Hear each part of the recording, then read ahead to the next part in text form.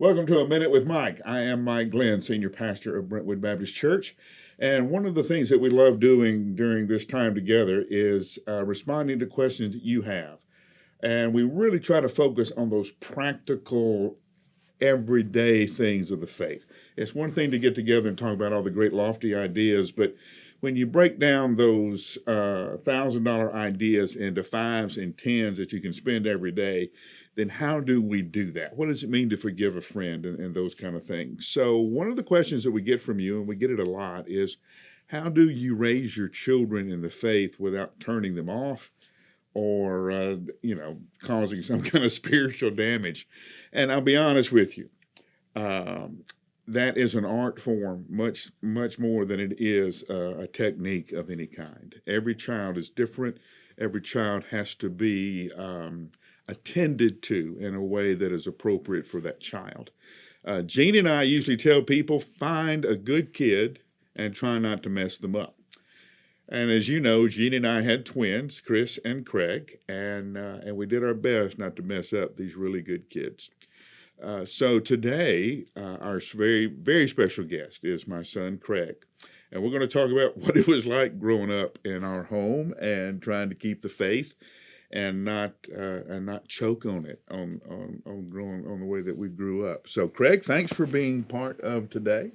Glad to be here. And part of the journey. Sure. So let me just throw you a couple of softballs and you can answer however you want to. What was it like growing up in a preacher's home? You know, it was very, very interesting on a day-to-day basis because we were always compared with, kids are, the same age that didn't grow up in pastors' homes or as PKs. And so it was, it was a little bit difficult, a little bit more, I always felt like we had a little bit more pressure on us to be an example. Mm-hmm. And maybe that was more internal. I can't speak for Chris on that, but I felt like we were always taken care of. Our needs were always met. I always felt like you guys were there for us, and we never had a time when we felt abandoned, neglected, or abused, or anything like that. I mean, so in that respect, we had a very, very privileged upbringing by having parents that cared enough to teach and to guide children in a way that allowed them to grow in their own way, mm-hmm. as opposed to being forced into, the parents' idea of who that kid should be. Mm-hmm. Obviously, with twins, it's different. You and Chris are very different men now. You were always very different boys. We rag Chris because he's always planning. He's always prepared. He's always got a list. Very much so. He's always to the point he just wears us out with that. You are very spontaneous, very, very people oriented. Right. Much more people oriented than Chris. So what things worked for you that didn't work for Chris? What things worked for Chris that didn't work for you?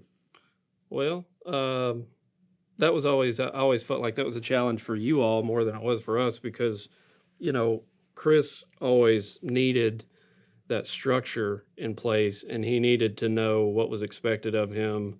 And, he would want everything spelled out for him. Yeah, up front. So, yeah, and it's got to be up front or it doesn't matter because if you come in and change the rules later, then, then he's got, right.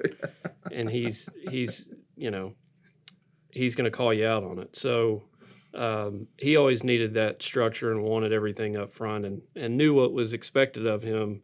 I would always get, whereas Chris wanted to excel in everything he did, I would do just enough to get by, especially in schoolwork and the things that didn't really interest me. I would always do the least amount of work that was necessary in order to reach that passing grade, stay off restriction. Stay off restriction. So Chris and I were different in that way. He had this kind of internal sense of self-discipline that I really didn't have, and I was more impulsive than he was, and I didn't really think of consequences, and he always did. I think you guys noticed that early on and were able to tailor not only your parenting to those specific personality types, but you were also able to help us spiritually, because the walk is different, when you have a mindset that's different like that. So I was always hard on myself, probably harder on myself than anybody else. And Chris was like that too, but it was more of a stumbling block for me. You made your decision to become a Christian at camp.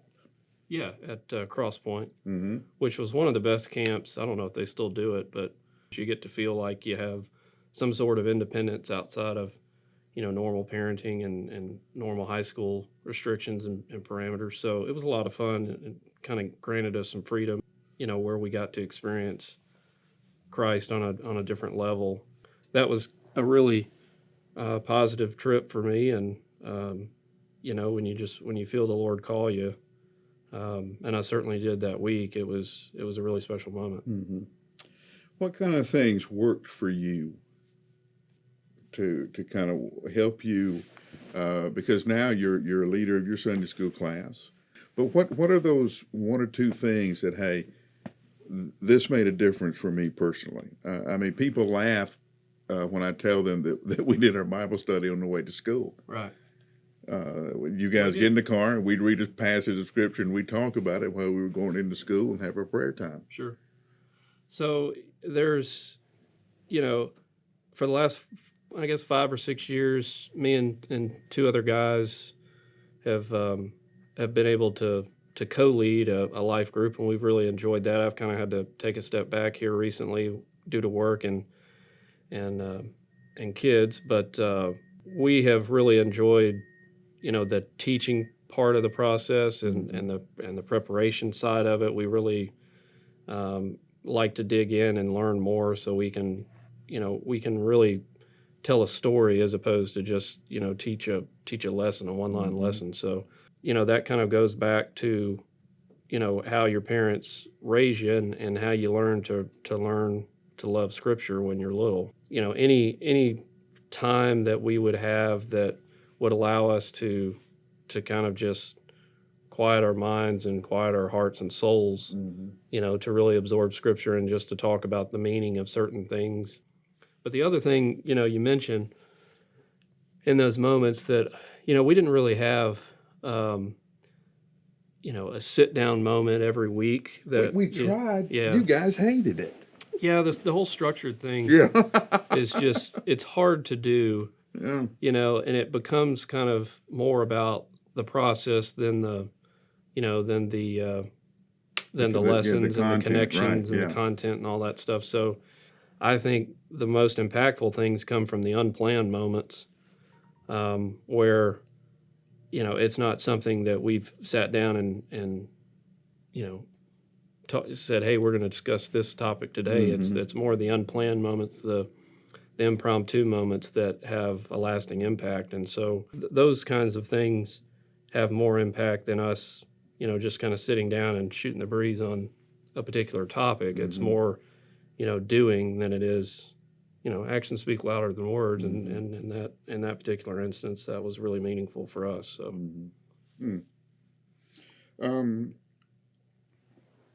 One of my greatest joys is watching you as a father. I remember when you came over and told us you were going to have a daughter and we were going to have a grandchild. Yeah. And then we found out about Rowan's challenges. You have handled it miraculously. Well, I am. Talk to me about how you process that through your faith. That's probably the hardest situation we've dealt with. I can't even imagine. You reach the point where you're ready to have a child, and God grants that to you, but then you find out later that she's not hitting the growth markers, and there are certain genetic indicators that are not syncing up with normal ranges, and so those kinds of things are concerning for parents, and we didn't really know a whole lot it wasn't until we actually had some genetic testing done and amniocentesis that we, really found out kind of what we were dealing with. And so we learned that Rowan had Sotos syndrome, and that causes a whole lot of developmental challenges for her. She has trouble with communicating. She has trouble with her walking, her balance, her her speech, her understanding, cognitive abilities, mobility, and all that stuff. So that was a really challenging part of our marriage and our spiritual walk, because we had really thought that we had kind of reached this point to where we were ready to be parents to a normal child, and things would go on as normal, and God had other plans. And so raising a special needs child is extremely challenging on the parents. And so the marriage has a tendency to break down in those situations, and often does. And so we knew that we had an uphill battle. There are those moments where you just feel like you just can't go on anymore, because there has just been too much that happens and too soon. And so you just feel overwhelmed. You feel like you're drowning, and the hardest thing is not to lash out at your spouse or lash out at your kids. And and we knew growing up with you guys that was never the right way to go about it. And everybody has a breaking point, but you have to be cognizant of where that is and how close you're getting to the line before it can cause real damage. But you have kept some of the spiritual disciplines. Now, with Rowan and all of that, it's not perfect. No. Nobody's is. Yeah. But you stay fairly consistent with it. Yeah. And you just have to be flexible, especially with Rowan's needs and all that stuff. I mean, you might be in deep in thought and deep in journal writing, and then have to put your pen down. Especially with her at night, you finally get her down to bed, and she's calm and rested, and finally falls asleep, and you feel like you have some time, and then her pump will malfunction, or her pulse oximeter will stop working, or something like that requires you, and that's the last thing. Over the last couple of weeks, she's had night terrors. Right, where she stands up and screams in her crib. So, those are things, just unanticipated things that are interruptions that will wreak havoc in your spiritual life and your marital life if you let them. I feel like we have more of those than the regular parent does, but I think everybody goes through that as a parent, even without, even with healthy kids. But you also have, I think we just have a greater level of distraction at some point that can cause us to try to interrupt our consistency. But that's just kind of okay. You're a father now. You have Rowan, who is 4. You have Walker, who is 1, little boy. Yeah. Now you are the spiritual teacher. Right. So how are you going to pass on the faith? Right. I've thought about that a lot, and Nan and I are pretty good about reading stories to our kids, and I think that's probably we kind of did that growing up, and so I think we'll probably kind of adapt with something like that, and start with something like that, and then move on to devotionals and things like that. But I think just kind of getting it in whenever you can in those short moments that you have with your kids during the day. Well, listen, thank you for spending your time with You're us. welcome. I'm very proud of you. Thank you for the invite. I'm very proud of you. Love you. Proud of you. Love you. Listen, as we wrap up, I want you to hear a couple of things about passing the faith on to your child. One, there is no one way that works for everybody. Every child is unique. Every child is different. So you find the way that works with your child. You're the expert in your child. You find the way that your child responds. Remember, as Craig said, they're watching a lot more than they're listening. So the life you live in front of them will be the memories that they hold on to when they're trying to work out their own decisions later. And lastly, take advantage of those in-between moments, those moments when the conversation about a movie or a TV show or something a friend did or something they saw. Take advantage of those moments to bring the faith to practice in that. This has been a lot of fun for me. I hope it has been helpful for you. And we certainly pray that God will grant you every success as you pass the faith from your own heart to the hearts of your children.